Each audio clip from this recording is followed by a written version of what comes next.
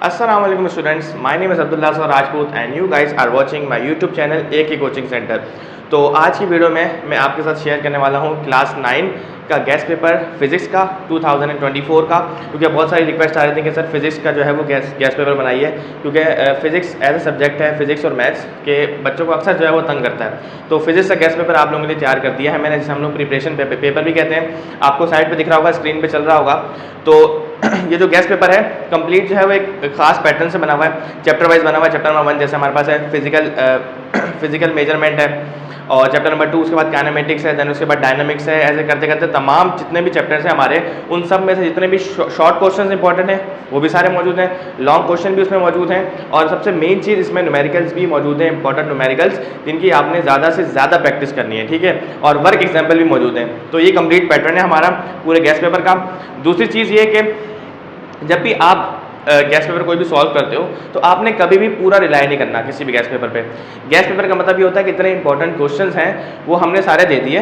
हो सकता है कि बोर्ड में इसके अलावा भी कोई क्वेश्चन आ जाए, तो आपने ये नहीं कहना कि भाई हमने गैस पेपर सॉल्व कर दिया, उसके अलावा हमने कुछ भी नहीं करना। तो गैस पेपर के अलावा अगर आप चाहते हो कि आप फुल मार्क्स हासिल करो, तो आप गैस पेपर के अलावा, गैस पेपर की जब पूरी तैयारी हो जाए उसके अलावा जो रिमेनिंग क्वेश्चन है आपने उसकी तैयारी करनी है। लेकिन अगर कोई बच्चा ये चाहता है कि हमारे पास हर किस्म के बच्चे मौजूद होते हैं, कुछ एवरेज होते हैं, कुछ बिलो द एवरेज होते हैं, कुछ बहुत शार्प होते हैं, तो जो एवरेज स्टूडेंट्स हैं या एवरेज से थोड़े से ज़्यादा हैं और वो चाहते हैं कि हम अच्छे मार्क्स ले आएँ, तो वो क्या करें, गैस पेपर की अच्छी तैयारी करें और जाके पेपर में अटैम्प्ट करते हैं। तो नंबर 1 चीज़ जो मैं आपको एडवाइस करना चाहूँगा वो ये होगी कि अवॉइड रिलाइंग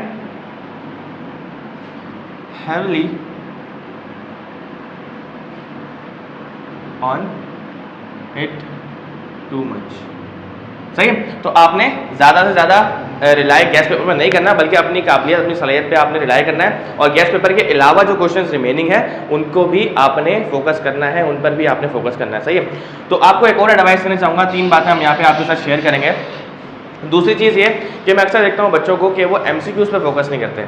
MCQs पे फोकस ना करने का सबसे बड़ा नुकसान उनको ये होता है कि उनके जब एनुअल रिजल्ट आता है तो रिजल्ट में उनकी परसेंटेज काफ़ी कम आती है। उसकी वजह यह है कि अगर मैं एवरेज बात करूँ आपसे, तो लेट सपोज कि एक पेपर में आपके 15 MCQs आते हैं, तो ये वैसे यूजुअली 15 आते हैं, या कुछ पैटर्न अगर चेंज भी है तो आप सपोज करो कि आपके 15 MCQs आते हैं पेपर में, तो अक्सर बच्चे मैं देखता हूँ कि 5 से 6 MCQs गलत करते हैं। तो 5 से 6 MCQs गलत करने का उनको नुकसान क्या होता है, आप इसको मैथमेटिकल देखें। देखो एक पेपर में आपके पास अगर 5 MCQs गलत हो रहे हैं, ठीक है, अगर 5 MCQs आपके गलत हो रहे हैं और कंप्लीट पेपर जो है वो 550 नंबर का है, 550 नंबर का हमारे पास होता है यूजुअली सिंध बोर्ड के पेपर, तमाम नंबर्स मिला के 550 नंबर बनते हैं। तो एक परसेंटेज आपकी बनती है 5.5 मार्क्स। आपकी 1% जो है वो, जब आप 5.5 नंबर लेते हो, 5.5 मार्क्स लेते हो, तो आपकी 1% बनती है, ठीक है। एक पेपर में अगर आप 5 MCQs गलत करोगे, उसका मतलब यह है कि 6 पेपर में आप 30 MCQs गलत करते हो, 30 नंबर आपके कम हो जाते हैं। तो 30 को जब आप डिवाइड करवाओगे 5.5 से, तो आपके पास आंसर जो है ना वो अराउंड 5.4 समथिंग आएगा। यानी कि आप 5.5 से 6% अपने गवा देते हो MCQs पर फोकस ना करते हुए। तो मेरी एडवाइस ये है कि MCQs को आप ज़्यादा से ज़्यादा फोकस करो। बुक के जितने भी तमाम MCQs हैं सारे आप कर लो। और दूसरी बात, MCQs ज़्यादातर कॉन्सेप्चुअल आते हैं, तो कॉन्सेप्चुअल MCQs की तैयारी करने के लिए आपको कॉन्सेप्ट पता होना चाहिए। तो आप कॉन्सेप्चुअल पढ़ो और बुक के तमाम MCQs की तैयारी करो। तो दूसरी बात हम क्या करेंगे कि मोर फोकस ऑन MCQs। तो MCQs पे आपने ज़्यादा से ज़्यादा फोकस करना है। तीसरी और लास्ट बात जो मैं आपसे करना चाहता हूँ वो मेरी आपसे एक किस्म की एडवाइस भी है, और वो ये है कि जब भी आप पेपर सॉल्व करते हो, तो हमारी बात हो गई MCQs की, और हमारी बात हो गई कि ज़्यादा आपने इस पर रिलाई नहीं करना।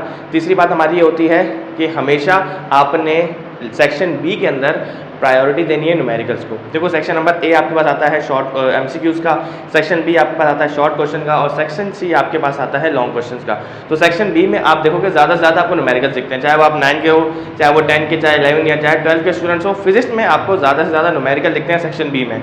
तो न्यूमेरिकल्स आप ज़्यादा से ज़्यादा अटैम्प्ट किया करो। उसका फायदा ये होता है कि न्यूमेरिकल्स का एक तो नंबर्स कटने का कम चांस होता है। भाई न्यूमेरिकल सिंपल मैथमेटिक्स है ना, आप अगर सही फार्मूला लगाओगे, आप यूनिट्स लाजमी लिखो, डेटा में आप यूनिट्स लाजमी लिखो, और आप आंसर में यूनिट लाजमी लिखो, आपका नंबर बिल्कुल नहीं कटेगा। थ्योरेटिकल क्वेश्चन में नंबर कटने के चांसेस होते हैं, लेकिन न्यूमेरिकल्स में कम से कम चांस होता है। तो तीसरी बात और तीसरी एडवाइस ये है कि आप सेक्शन B के अंदर न्यूमेरिकल्स की ज़्यादा से ज़्यादा प्रैक्टिस कीजिए। तो तीसरी बात क्या है कि प्रायोरिटाइज न्यूमेरिकल्स